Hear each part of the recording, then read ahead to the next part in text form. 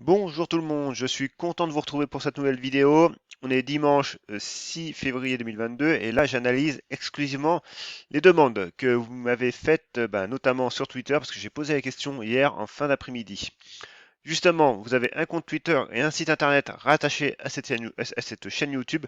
Vous le savez, hein, j'ai un site internet vous avez tous les cours euh, pour vous former à l'analyse graphique, à l'analyse technique. Donc, c'est ici sur le site donc speculateurmalin.fr, également des articles et puis mes deux livres numériques avec ma bibliographie, des livres que j'ai lus personnellement et que je recommande fortement. Donc, cette vidéo, vous le savez, c'est une vidéo à but pédagogique, hein, donc tous les avis que je donne, les niveaux, les ressentis, ces avis n'engagent que moi, évidemment. On commence tout de suite du coup avec ASML. Donc, on l'avait déjà analysé la semaine dernière, mais simplement on fait un petit check rapide. On voit que déjà on est en unité hebdomadaire. On voit aussi que le support que l'on a cassé la semaine dernière a été validé cette semaine, parce qu'on voit qu'on a la M50 qui est maintenant en résistance. Le RSI, lui, est toujours baissier, hein, il n'est pas encore en zone de survente, donc il n'y a pas encore d'excès à la baisse. Et puis si on va en journalier, on voit que voilà, on a fait clairement un très beau pullback sur notre ancien support des 620 avec l'AM20 qui avait déjà bloqué le 12 janvier et qui a bloqué de nouveau le 2 février. Alors maintenant, ce qu'on peut se mettre, c'est une belle résistance oblique. Tant qu'on restera sous cette résistance oblique, il n'y aura pas d'amélioration à entrevoir. Maintenant, on a une zone de support qui arrive là, sur les 500. Donc voilà, ça sera une zone à surveiller. Alors simplement, je vais regarder si je peux tracer un canal baissier. Voilà. On a un canal, le prix est dans un canal baissier. Et ce canal baissier nous amène tout droit sur la zone des 530-500 euros. Donc zone de support importante pour le prix. Et si du coup je mets l'indicateur GMMA, donc vous savez l'indicateur GMMA d'ailleurs, j'ai écrit un article sur mon blog ici, sur la section blog de mon site. C'est un indicateur composé de 12 moyennes mobiles réparties en deux faisceaux. Un faisceau lent, un faisceau rapide. Donc pareil, vous avez une vidéo sur la chaîne. N'hésitez pas à aller la voir. Ça vous donne pas mal d'enseignements. Et là, du coup, ce qu'on voit, c'est que voilà, le faisceau rapide qui est composé de moyennes euh, de moyenne à période courte, est vraiment sous le faisceau de moyenne lente. Et clairement, à court terme, pour l'instant, il n'y a pas forcément d'amélioration. Et ce qu'on pourrait entrevoir simplement, c'est un passage au niveau des 630 qui permettrait de réattaquer un petit peu ce faisceau dur. Donc là, on n'y est pas du tout. Et en hebdomadaire, on voit que clairement, voilà, tout ce qu'on avait cette moyenne avec un faisceau bien orienté par rapport au faisceau lent, le faisceau rapide maintenant commence à pénétrer le faisceau lent. Et voilà, ça devient de plus en plus compliqué. Donc même si on arrive sur les 500, voilà, au mieux, on pourra latéraliser. Ensuite, SMCP. Alors, SMCP, c'est pareil ici, hein. Pas grand chose en hebdomadaire. On a toujours ce support là des 8 euros. On voit les bandes de Bollinger qui contractent. On a une résistance oblique qui se dessine. D'ailleurs, on a fait une touchette cette semaine. Alors, on va simplement la mettre en rouge. Donc, voilà. Pour l'instant, latéralisation depuis septembre, parce qu'on est en unité hebdomadaire. Pas grand chose à dire. Si on regarde simplement l'indicateur, on voit que du coup, le faisceau lent est en support, hein. Donc voilà, clairement, cette zone est vraiment à tenir, hein, la zone des 6,50. Alors après, en extension, on peut aller sur la zone des 6 euros et retoucher ce support oblique. Mais voilà, à court terme, si on veut vraiment conserver cette neutralité au maximum, et on voit d'ailleurs au niveau du RSI, c'est neutre aussi, faut tenir les 6,50. Voilà, 6 euros, ouais, 6,50. Après 6 euros, on aurait la bande de Bollinger qui divergerait, et voilà, ça serait pas très bon quand même. Du coup, si on se remet simplement au journalier rapidement, on voit que en plus, cette zone-là, on est quand même au niveau de la M200. Donc voilà, on peut pourquoi pas aller toucher les 6,50 réellement en intraday, mais c'est bien de préserver quand même cette moyenne mobile à 200 périodes. Après, voilà, dernier rempart, les 6 euros ou 5,90 en fonction de quand on ira. Mais bon, voilà, on est vraiment dans une zone qui, graphiquement, le prix est pas mal. Maintenant, voilà, il y a des zones à tenir, ces zones actuelles. Galapagos. Alors Galapagos, là on voit bien le prix était en tendance baissière. l'indicateur, bah forcément un indicateur de tendance, donc en période de range, il devient inopérant. Mais voilà, on a une belle bougie impulsive avec un gap à la hausse, et du coup les faisceaux se sont remis dans le bon sens. Et là, en journalier, et ben voilà, on est bien orienté. Donc après, bah, niveau graphique, ce qu'on peut dire, c'est que bon, on voyait, on avait une zone là où le prix avait réagi déjà quand même plusieurs fois. Donc évidemment, si je la trace, voilà, on voit que le prix a réagi dessus, ce qui est normal. Donc du coup, un petit reflux. Alors ici, ce qu'on peut tracer, c'est évidemment les retracements de Fibonacci. Et voilà, là on est les 38,2 et on voit que généralement le prix va au moins taper les 50, voire les 61,8. Donc voilà, on a un peu de marge à la hausse, à la baisse. Puis on a la M20 qui arrivera bah, du coup en support, hein, si elle est respectée, parce que jusqu'à actuellement, si on regarde l'historique de la M20, elle n'est pas vraiment respectée, hein, donc attention quand même, hein. Ça va prendre avec des pincettes. Il faut bien faire attention que les moyennes que vous observez aient déjà réagi par le passé avec le prix. Des fois, c'est le cas pour les moyennes les plus connues. Des fois, il faut ajuster sa période, quoi. Donc, il faut l'optimiser. Mais évidemment, il ne faut pas faire de la suroptimisation. Autrement, bah, votre moyenne ne deviendra efficace que pour le titre que vous étudiez actuellement. Mais voilà, en tout cas, au niveau des retracements, on peut potentiellement aller revoir les 53 sans nous mettre réellement en défaut. Et puis, au niveau graphique, si vous voulez, on a cette zone-là également. Et puis, on a cette zone de gap. Alors évidemment, c'est toujours, je le dis à chaque fois, hein, mais vous aurez toujours une zone de support pour vous rassurer, hein. Toujours, toujours, toujours. Néanmoins, on voit quand même que voilà, les 50 avec les 38, là, il y a du lourd quand même, hein, dans cette zone-là. Ensuite, Stellantis. Stellantis, oui, on va se mettre en hebdomadaire. Alors en hebdomadaire, bon bah on avait un canal haussier, on en est sorti, donc ça maintenant ce canal haussier, c'est du passé. Et là, ce qu'on voit plutôt, c'est une grande phase de latéralisation moyen terme. Pourquoi? Parce que déjà ce niveau des 15,50 a été testé plusieurs fois, a été même cassé en semaine, parce que là on est en hebdomadaire, mais voilà, le vendredi à la clôture, bah, ça a été préservé. Et puis du coup, bah, on reste quand même néanmoins avec des plus hauts de plus en plus hauts et des plus bas un petit peu plus en plus hauts aussi. Donc, même si on a de la volatilité qui est réapparue et vraiment on fait des allers-retours, hein, entre la zone des 19 et la zone des 15, voilà, on est un peu en plein milieu, donc le prix ne donne plus de direction, mais reste encore, on va dire, attractif graphiquement. On n'est pas dans une tendance baissière. Et si on regarde au niveau de l'indicateur, ben, on voit qu'en fin de compte, voilà, le faisceau lent a vraiment agi comme matelas. Voilà. Par contre, on voit que le faisceau rapide est complètement découpé, donc ça veut dire qu'il n'y a plus de tendance du tout sur Stellantis. Il faudra bah, déjà que le prix de nouveau tienne de nouveau cette zone des 16 et 15, hein, parce qu'on y revient rapidement quand même. Et puis que ben du coup ça rebondisse. Et après, clairement, en fait, hein, avec cette zone-là, cette oblique-là même, voilà, on a une zone ici, hein, qui va se dessiner. C'est cette zone-là, hein, des 19 euros là, hein. Donc voilà, entre les 19 et les 15, ben, à moyen terme, là, il se passe plus grand-chose. Et puis d'ailleurs, ça se voit sur le RSI, c'est neutre. Ensuite, idée logistique. Alors, idée logistique, la tendance est haussière. Alors évidemment, bah voilà, ça consolide, hein, comme toutes les valeurs. Alors, ce qu'on peut dire, c'est que là, on est toujours en hebdomadaire, zone de support et zone de résistance. Voilà. Déjà, un gros cadrage macro, tout simplement, hein, parce que là, on ne peut pas affiner beaucoup plus. Alors ça, là, je vais la mettre en support quand même. Voilà, donc neutre. Voilà, on est en phase de neutralité. Les bandes de Bollinger sont plates. La M20 hebdomadaire est plate.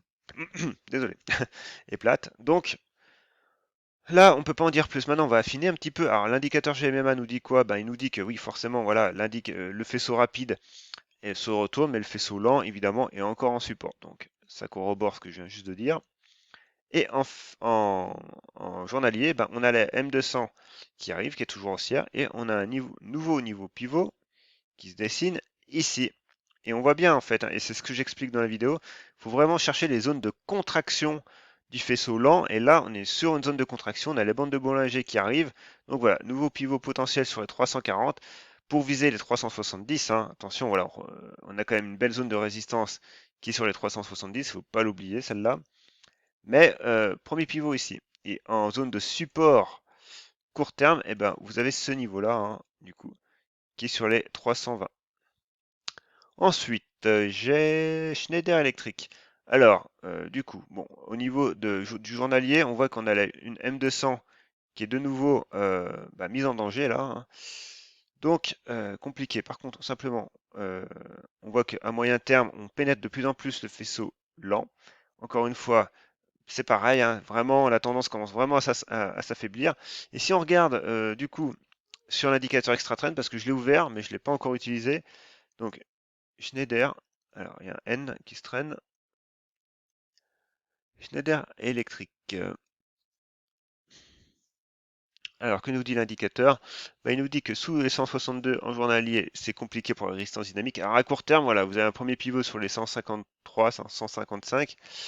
Mais clairement, voilà, on met quand même en danger le trade même mensuel. Donc, ça devient compliqué. Donc, les 153 correspondent au passage un petit peu au retour sur la M20. Donc, ouais, c'est un peu chaud quand même pour Schneider en ce moment. En fait, elle est un petit peu sur le fil, quoi. Si elle tient ses niveaux actuels, on peut dire qu'on aura échappé au pire, mais il faut qu'elle tienne ses niveaux. Et c'est pas fait, quoi. C'est pas fait parce que les bandes de Bollinger s'orientent à la baisse quand même. Les faisceaux sont à la baisse, les moyennes sont à la baisse, hein. Donc, en premier, ça serait de tenir. Alors, là, on a une zone de gap. Donc, tenir cette zone de gap, voilà, qui a déjà fait support, hein, il y a 10 jours. Donc, la tenir. Et ensuite, avoir des bandes de Bollinger qui se contractent à minimum, déjà, voilà, c'est ce que je répète dans mon livre numérique, hein, mais c'est encore une fois, hein, il faut vraiment que le prix travaille pour vous, hein. Là, actuellement, il ne travaille pas pour vous, hein. Donc, à minima, on tient cette zone de support et on revient tester les 155. Là, déjà, si on fait ça, on aura des bandes de Bollinger qui se contracteront un peu mieux. Et puis après, ben, encore une fois, voilà, on a le faisceau qui arrive, donc faut laisser le prix vivre, quoi. Je pense que tout le mois de février, faut laisser le prix voilà, un peu réagir sur ses supports s'il doit réagir. Maintenant, s'il ne réagit pas et qu'il enfonce tout, et ben là, on va à la zone de support suivante, hein, qui correspond à celle-là, quoi, déjà. Alors, je vais essayer de réajuster un petit peu le. Alors, si je réajuste un petit peu ça, voilà, comme ça, après ça nous donne cette zone-là des 137, 136. Voilà, tout simplement. Ensuite, Lucibel. Alors Lucibel, elle nous a fait une belle hausse en hebdomadaire. Alors je n'ai pas du tout entendu parler. Par contre, fort volume, hein. Du coup, c'est pareil, je me mets ce petit panneau pour y penser. Si vous appréciez mon travail et si vous n'êtes pas déjà abonné, eh ben, je vous dis qu'une chose, c'est de le faire. Et puis d'activer cette petite clochette de notification. C'est bon pour vous parce que ça vous tient au courant. C'est bon pour YouTube. Et puis si vous aimez mon travail, un petit commentaire, ça fait jamais de mal. Voilà, belle résistance oblique, on a bien cassé, hein, là, franchement, belle configuration. Alors en hebdomadaire, on avait un niveau là, mais surtout on avait surtout ce premier niveau là. Alors je vais zoomer. Pourquoi? Parce que encore une fois, comme je le dis, hein, et c'est ce que j'enseigne, c'est que le prix a travaillé pour vous. On voit qu'il y a une zone de congestion qui s'est faite, les bandes de Bollinger sont plates, résistance oblique, et là, divergence des bandes de Bollinger avec du volume. Voilà, c'est magnifique. Maintenant, voilà, le prix est parti, a fait son pullback. Voilà. Et puis, du coup, on a des mèches, hein, c'est ultra volatile. Donc là, ce qu'on va faire, c'est tout de suite, on va affiner. Peut-être pas en 4 heures, on va peut-être rester en journalier. On va affiner avec les retracements de Fibonacci. Donc, on va prendre le plus haut, voire peut-être ce plus haut ici. Voilà. Et du coup, le prix a tenté d'effacer ses plus hauts, mais ça n'a pas fonctionné. Donc voilà, on est revenu taper les 38, les 50. Voilà, ce que je disais tout à l'heure, les 50 et les 61, hein, c'est vraiment des niveaux vraiment à surveiller pour des niveaux de fin de conso. Et le prix rebondit, puis voilà, on oscille. Maintenant, le mieux qu'il y a à faire, c'est de consolider à plat, hein, donc de refaire des oscillations pour que les bandes de Bollinger et la volatilité se contractent de nouveau et qu'on ait un nouveau niveau pivot qui se dessine. En l'état actuellement, voilà, c'est un peu, même cette résistance oblique, elle est un peu précaire parce que j'ai que 2 points, c'est des mèches, donc là, il faut simplement laisser le prix vivre tranquillou. Voilà. Et puis, on pourra en reparler. Et n'hésitez pas à me reposer la question. Je la réanalyserai soit la semaine prochaine, soit dans 15 jours. Si, si voilà, s'il y a du changement. Du coup, Poujola. Alors là, Poujola, niveau liquidité, on n'est pas top top, hein, voilà. Parce que du coup, forcément, c'est ultra découpé. Alors, ce qu'on peut juste tracer, c'est que graphiquement parlant, voilà, on voit qu'on avait cette zone de réaction, hein. Voilà, donc le prix est parti. Là, pour l'instant, on fait pas de, on est sur les plus hauts, donc on peut quand même tracer. C'est simplement une hypothèse pour le coup, parce que le prix, vu qu'il n'a pas encore commencé à retracer, ben voilà, on ne sait pas si c'est vraiment le plus haut ou s'il y en aura un nouveau de plus haut. Néanmoins, en l'état actuel, ben voilà, vous avez des niveaux à surveiller. En plus, le prix fait un T3. Donc un T3, ça veut dire qu'il clôture hors des bandes de Bollinger. Donc oui, c'est haussier, quoi. C'est haussier. Et du coup, gap en plus de rupture, hein. Alors maintenant, je suis peut-être pas, on est peut-être sur les plus hauts historiques. Ça se peut, ouais. Voilà, bah maintenant, hein, on laisse poursuivre, hein, simplement. Là, j'ai rien d'autre à dire. Ensuite, GTT. Alors, on va faire le ménage. En hebdomadaire. En hebdomadaire, voilà, on avait cette zone-là, hein, fin décembre. On s'est échappé, belle résistance oblique.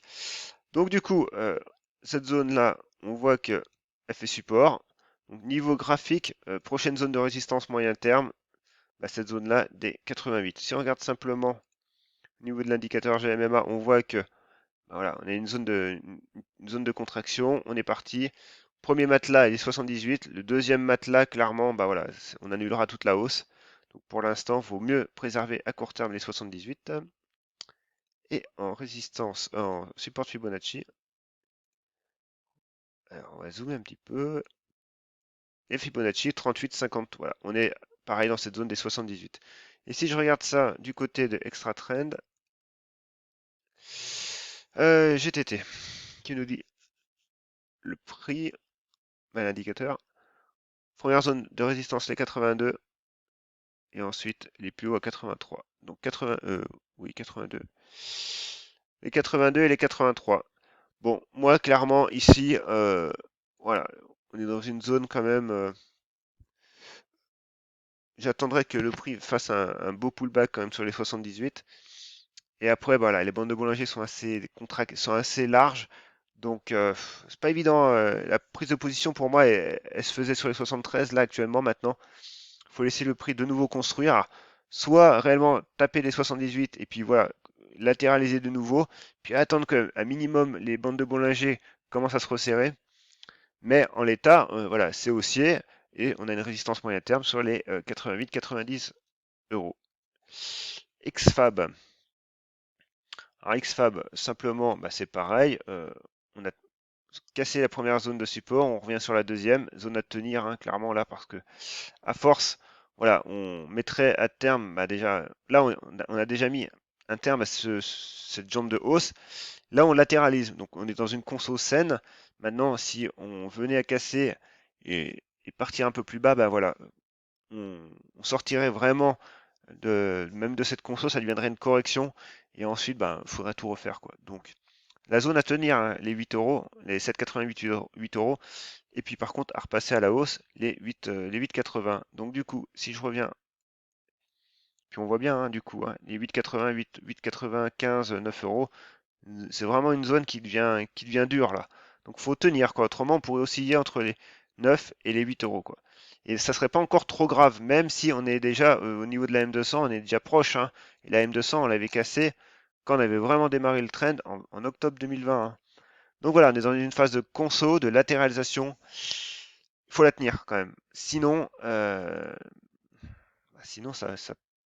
on partirait en tendance baissière et c'est plus pareil après, hein. Et du coup, on voit, on est déjà en zone de neutralité au niveau de l'hebdomadaire. Et les 8 euros, voilà, ça correspond à la sortie de la zone de force mensuelle. Donc, voilà, hein, mine de rien, bon, XFAB, elle latéralise, mais il faut tenir les niveaux actuels quand même. Vika. Alors, Vika, on va cacher ça, on se remet en hebdomadaire.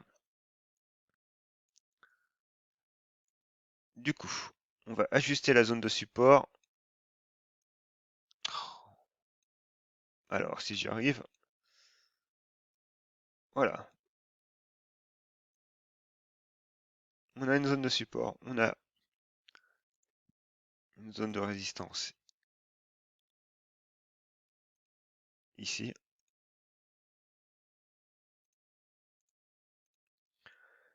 Et puis, ben, au milieu, je sais pas si on peut tracer une résistance oblique ou c'est un petit peu tiré par les cheveux. Non, bon, on peut quand même la laisser.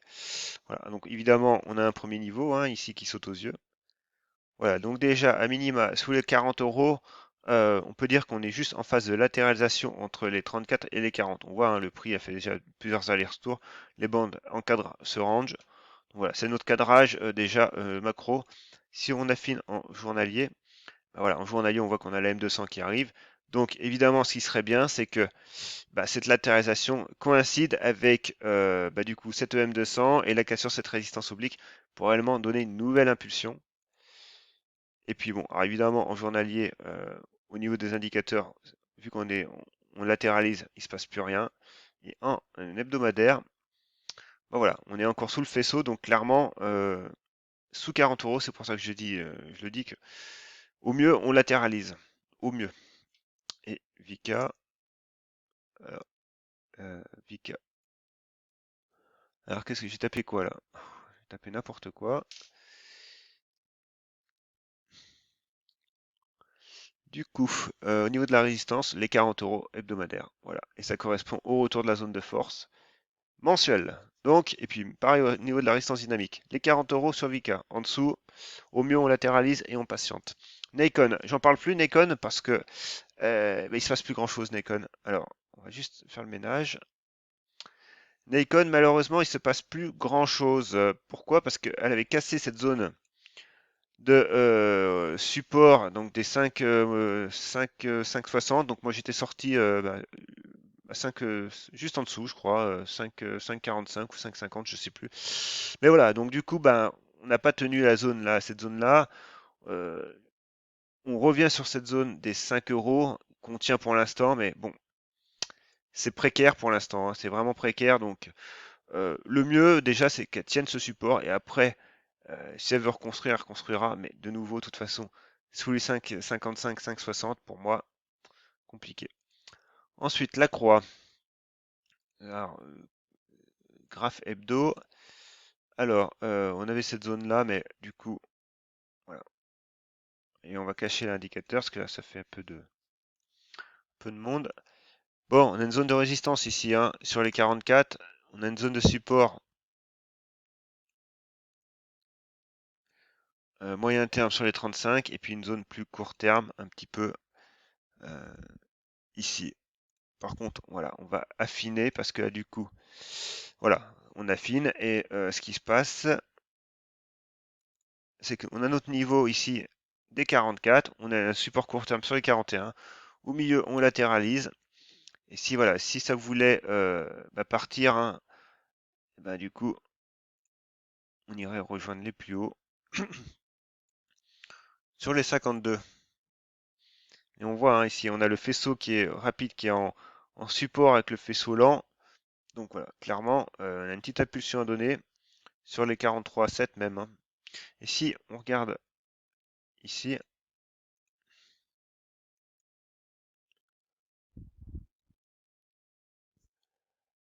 bah voilà, vous avez votre résistance dynamique et là on est entre deux là. Voilà. Et clairement pareil au niveau du mensuel. Voilà, vous avez vos niveaux. Ensuite, cross-ject. Alors cross-ject, ben alors du coup il y a un peu de monde là, on va faire du ménage. C'est compliqué quand même pour cross-ject. Donc déjà on va se mettre en hebdomadaire. Parce que là c'est tellement découpé que bah, c'est pas super lisible, hein. Alors, en hebdomadaire.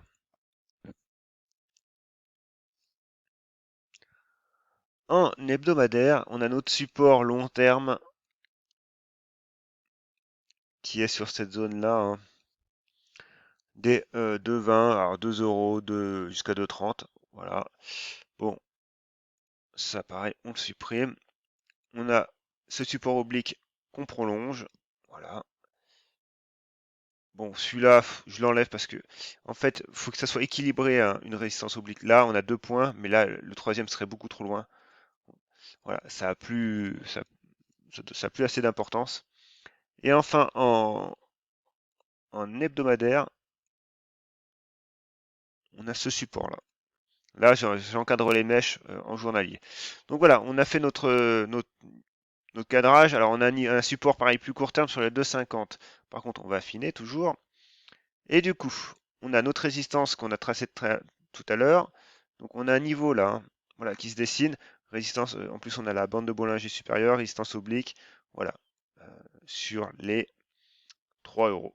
Et puis, comme je l'ai dit, on a un support court terme ici, court terme, oui, qui a quelques mois à peine, sur les 2,50. Donc vous avez un range qui se dessine. C'est, voilà, graphiquement parlant, c'est pas si moche que ça. Maintenant, eh ben voilà, on voit que ça commence, les faisceaux commencent à se mélanger, donc on latéralise, c'est normal, hein, c'est un indicateur de tendance.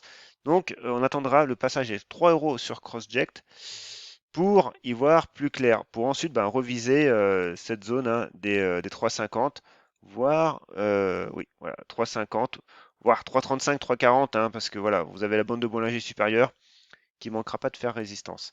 Et simplement, si on regarde ça en ici,